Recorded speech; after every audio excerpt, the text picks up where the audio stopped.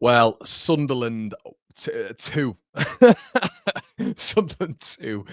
Sheffield United 1. And listen, guys, I wanted to make this video. We've just done a watch along, and I wanted to absolutely just gush over Sunderland. I wanted to talk about the weekend's results as well, which have somehow favoured Leeds United to a point of which is quite staggering at the minute, to be honest with you. Leeds have got out of today after being 1-0 up and really frustrating all of us with that sort of equaliser, of which Verbo was up the pitch, and Leeds defended the corner in an appalling way when it came to the first contact and the second contact.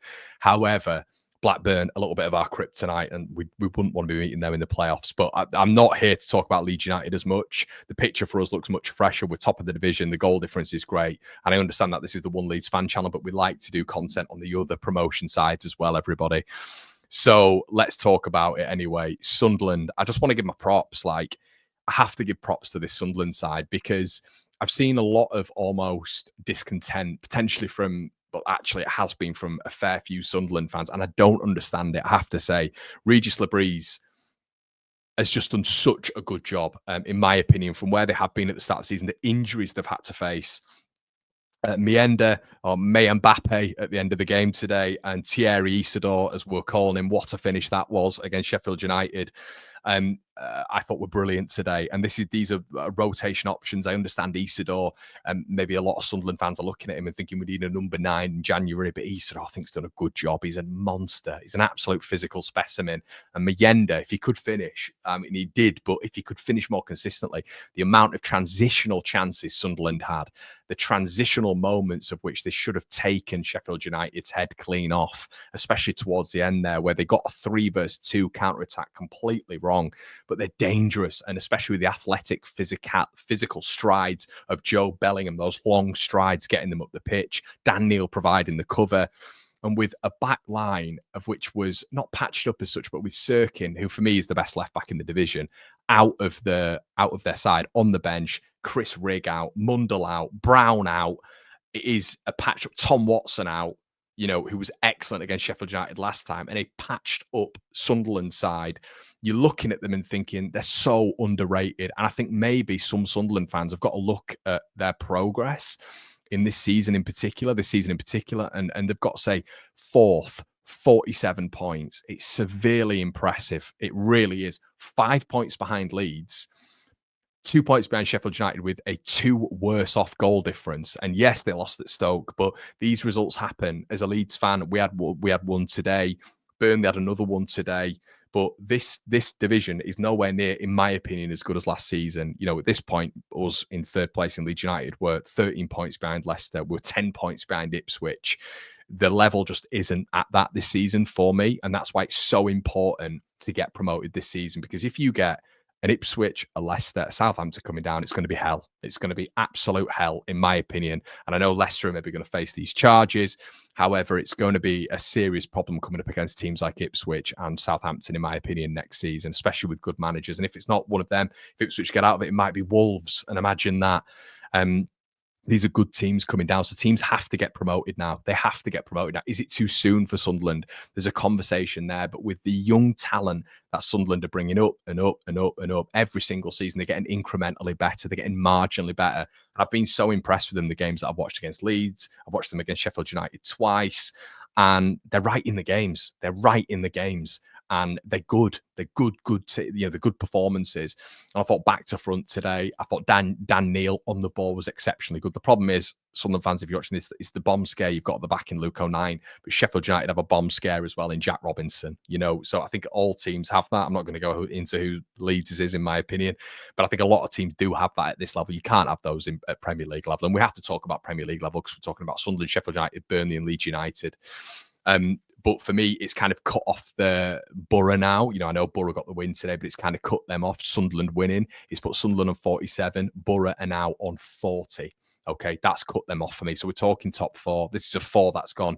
I think dependent on the result today, that would have cut Sunderland completely off. If Sheffield would have got the win today and Sunderland would have lost, that would have cut them off.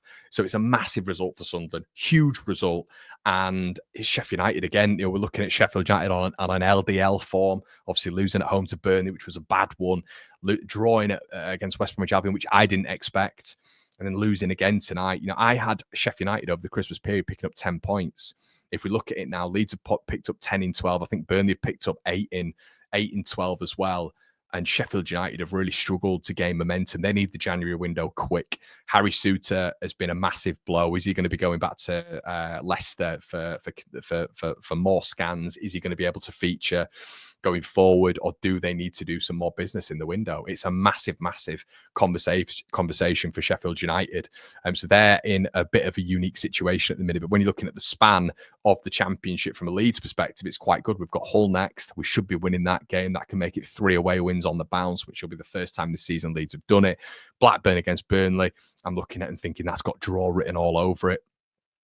Blackburn weren't as good earlier on this season, and they managed to get a point against Burnley as well. Sunderland with Portsmouth at home.